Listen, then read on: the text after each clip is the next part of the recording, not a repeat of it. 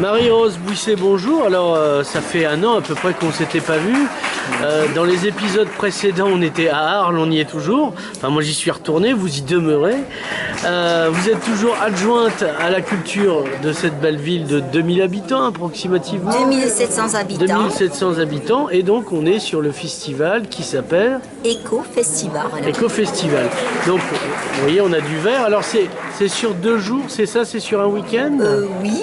Nous avons néanmoins commencé vendredi avec une pièce de théâtre au niveau du collège, Frigo Monde, qui nous a bien mis dans le bain, c'est-à-dire que c'était sur le réchauffement climatique et sur la banquise qui recule. Samedi matin, nettoyage des rives du Tech avec la population, et ça a été bien suivi, il y a eu une belle participation. On avait combien de gens à peu près qui collectaient les ordures, si on peut dire? On était plus de 50. C'est bien. Oui, et ensuite l'après-midi, nous avons une conférence de Daniel Descartes sur comment jardiner autrement, qui a été très suivie et par des Arlésiens qui jardinent depuis longtemps.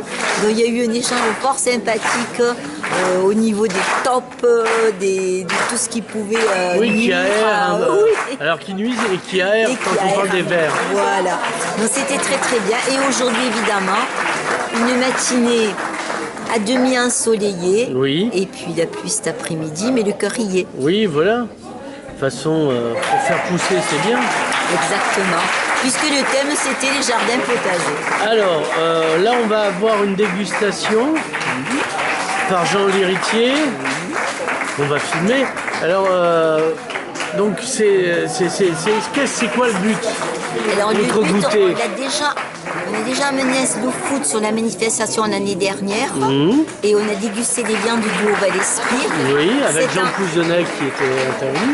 Ah oui, Jean Plouzenec à la cuisine, c'était magnifique et superbe. Et on a voulu remettre ça cette année autour des légumes, tout en mettant à l'honneur un groupement d'achat arlésien qui s'appelle le GECO. Oui. Le thème de l'année dernière, c'était les circuits courts. Oui. Cette année, on veut essayer de faire en sorte que nos jeunes reprennent les jardins, les recultivent.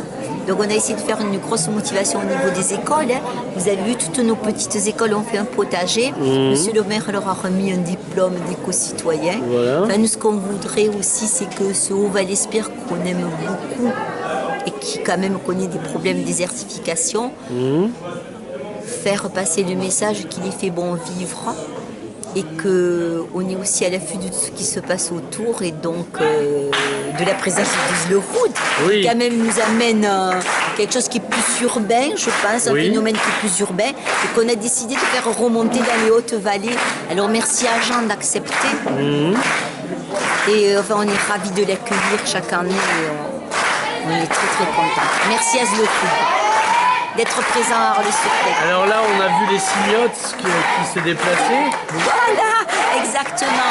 Donc là aussi, je pense que c'est important parce que donner la place aux jeunes. Donc c'est un street show. Ce ne sont que des jeunes, ils sont là bénévolement bien entendu. Mais avec quel bonheur, ils dansent devant tout le monde. Et ils ont dansé ce matin sur le goudron. Évidemment, ils avaient un petit peu plus de spectateurs que cet après-midi. Oui, il faisait plus beau. Oui, ce matin, ça est allé à peu près. On a eu France 3 qui est venu filmer l'arrivée de Alternative à 66. Voilà. C'est une association qui défend ces pesticides zéro, altopesticides, et qui met en exergue sur un tour à vélo qui part des sources du Tech jusqu'au Bocal, tout ce qu'il peut y avoir de développement durable et de sensibilité sur l'écologie au niveau de la vallée du Tech. Alors forcément, sur Pras de Moyo, il y a eu la réserve naturelle.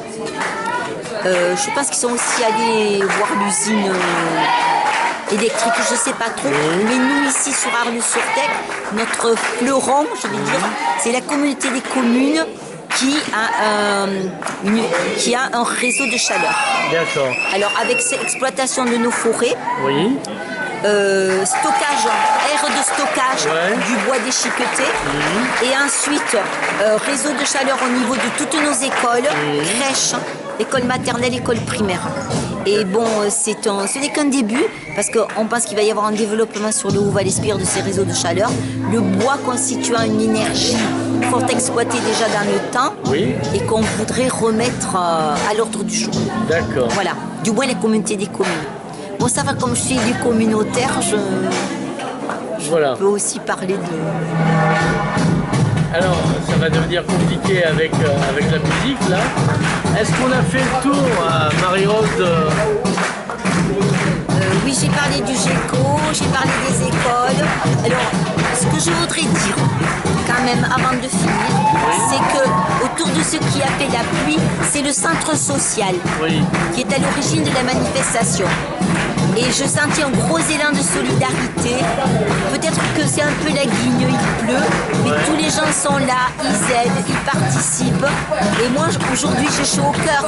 J'ai chaud au cœur pour Arles-sur-Tech, j'ai chaud au cœur pour le Haut-Val-Espire, j'ai chaud au cœur pour le foot et pour tout ce qui va faire que on doit être heureux de vivre dans ce pays. Voilà. Merci beaucoup, Marie-Rose. De rien, Nicolas, avec grand plaisir, Nicolas.